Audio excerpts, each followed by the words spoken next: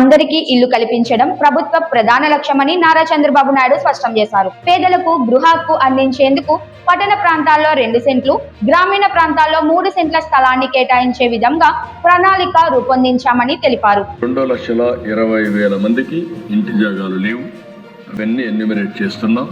వాళ్ళకందరికీ ఇంటి జాగాలు ఇచ్చే కార్యక్రమానికి శ్రీకారం చుట్టాం. ఇంటి స్థలం లభించని కుటుంబాలకు ప్రత్యామ్నాయంగా 1+2 విధానంలో అపార్ట్మెంట్లు నిర్మించి అందిస్తామని చెప్పారు. ప్రతి కుటుంబం సురక్షితమైన గృహంలో నివసించేలా చర్యలు తీసుకుంటామని, గృహ నిర్మాణం ద్వారా సామాజిక భద్రతను బలోపేతం చేస్తామని పేర్కొన్నారు. పట్టణ ప్రాంతాల్లో 2 సెంట్లు, గ్రామీణ ప్రాంతాల్లో 3 సెంట్లు, ఎక్కడన్నా కానీ ఇంటి జాగా దొరకకపోతే అపార్ట్మెంట్స్ కట్టించి 1+2 గాని మరి కట్టించి అందరికీ ఇల్లు ఇవ్వాలనేది ఈ ప్రభుత్వం యొక్క డెసిషన్ అని చెప్పి కూడా నేను మీకు తెలియజేస్తున్నా. ప్రభుత్వం అమలు చేసే గృహ పథకాలు పారదర్శకంగా కొనసాగుతాయని, అర్హులైన ప్రతి ఒక్కరికి న్యాయం జరుగుతుందని ఆయన తెలిపారు.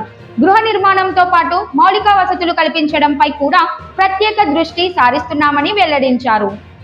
ఈ సంవత్సరం డిసెంబర్ వరకు లాస్ట్ ఇయర్ అయితే మీరు చూశారు. ఇప్పుడే రాయచోట్ల నేనే వెళ్ళి